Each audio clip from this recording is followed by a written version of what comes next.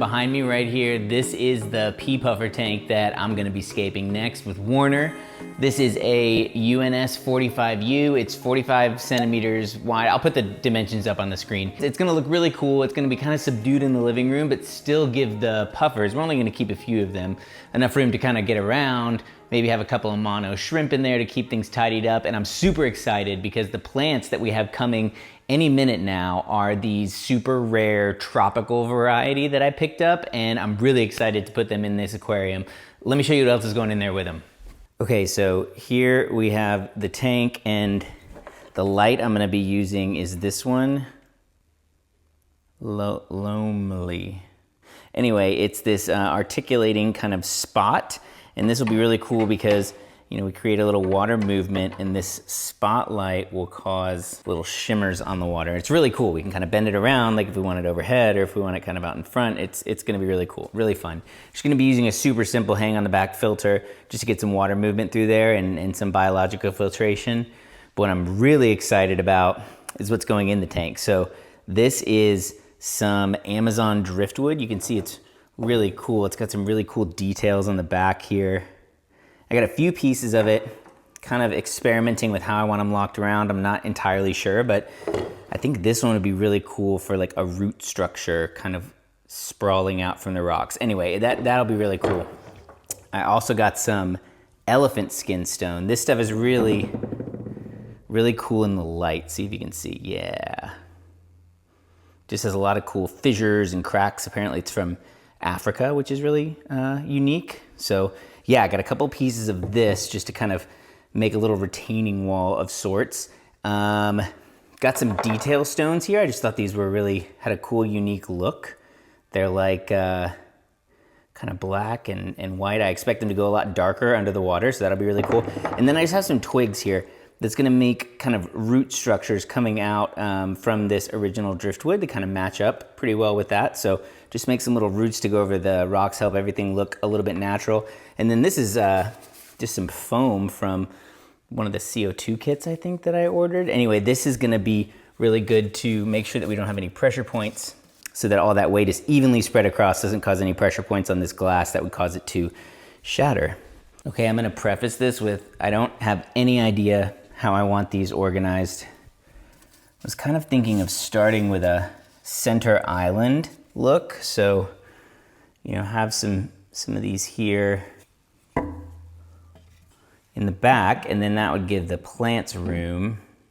It's just a little too symmetrical. And you've got this big gap here. I don't know, this is not, maybe this one needs to go in first. And I think this gap, yeah, look, this gap here is just big enough for this rock to kind of wedge in and give it a lot of glue contact points.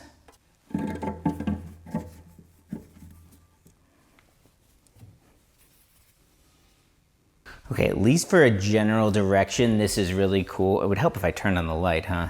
Okay, there we go, that's a little better. We'll cover up all these joints with some of the cool rare plants we have coming. I think that, something like that could work, huh? No. And this time, I've come prepared. We got a whole pack. I like how these two sit, kind of like this. So I'm just gonna find just one point of contact here. Maybe two. Oh no, it's dripping. I think this is really cool. And then we'll have a sand foreground to give us that really cool like Amazon look. So I'm just gonna get this in a couple more places. It should be good.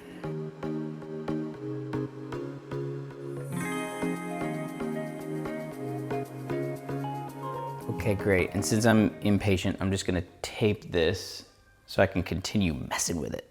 If the wood kind of finds a place to sit on its own, that's always best, right? Like we don't wanna be totally tweaking the wood to stand in an unnatural position. It's just gonna put more stress on the super glue, and then it breaks and everything floats up. Not that that's happened before, but it has happened before.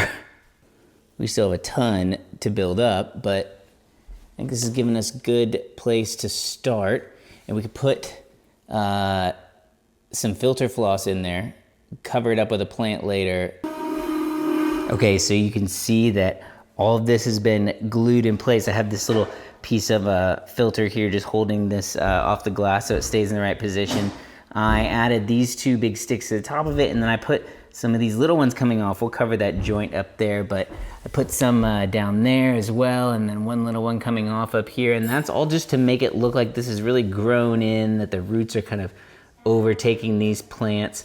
And if you see down here, we've got a little bit of that coarse filter sponge stuffed up into the roots of all this, and so the sand's gonna come up to it on this side. The soil's gonna come up to it on that side, and it's gonna just provide a really good barrier right there in the middle to keep the soil back in that back part to plant those stems so they can grow up really high. So awesome. The next step is gonna be adding soil here and adding some sand here.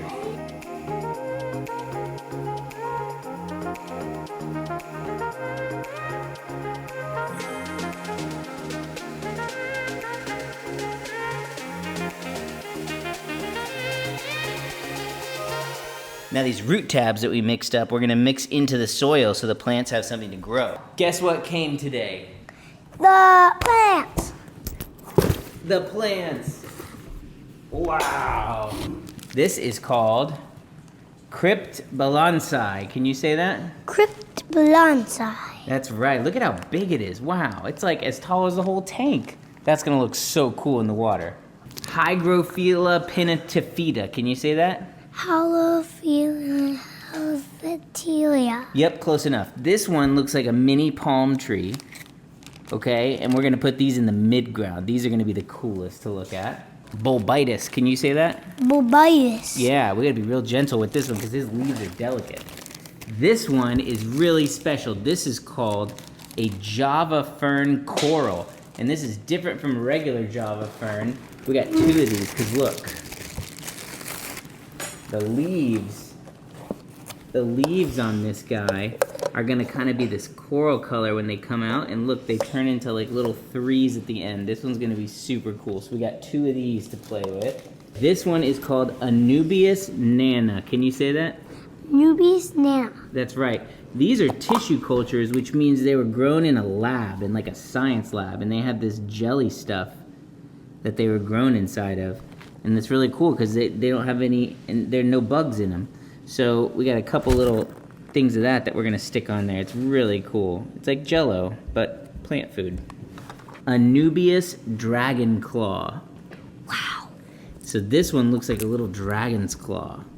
Oh, this is cool. This is a really rare one called Fenestratarum culum. Can you say that?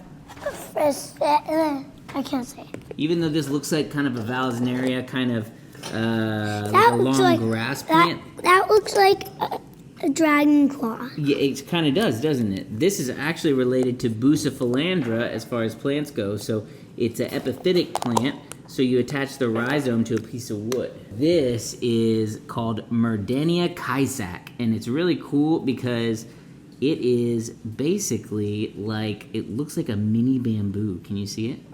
How it grows, and it's a stem plant, but this will grow out of the water too. So this will grow all the way up the side of the aquarium and out of the aquarium, and it'll be kind of like a little house plant.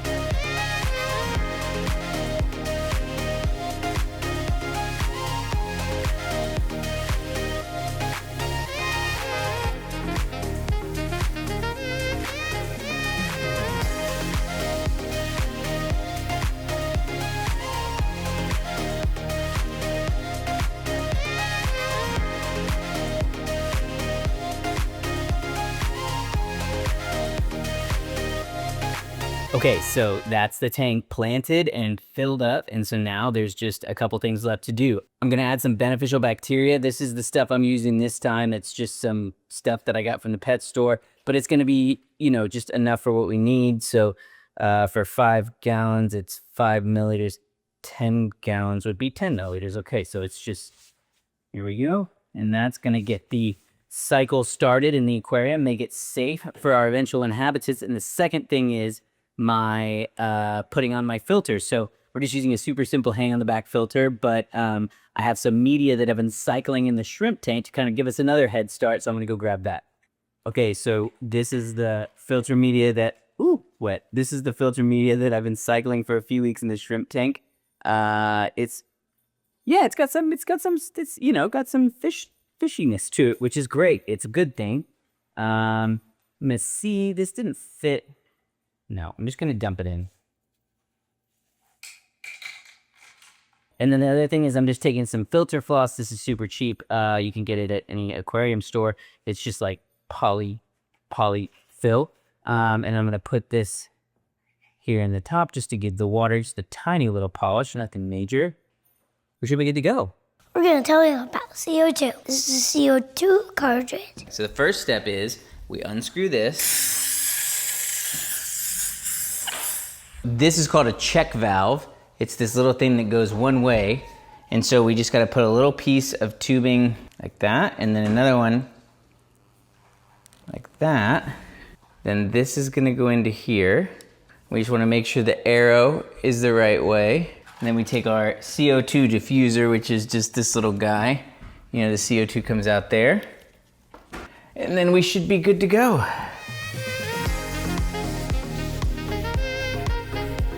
Okay, it's been about 5 days since we set up the tank here behind us. Everything's going great. It's just got this little bit of surface gunk on it, so I got one of these. This is a surface skimmer. Super simple. You just set it up. It sucks that gunk into the surface skimmer.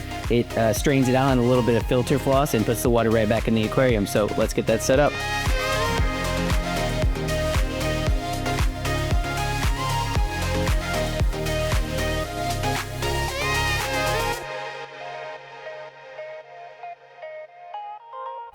Tell them what we're gonna do, Goom. We're going to get pea buffer.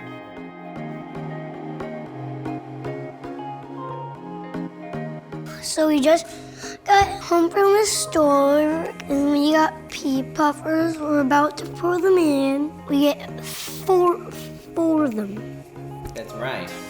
Okay, so who's gonna pour them in, you or me? Me. Okay. Very careful, because this is glass, okay? Okay. Here, let me help.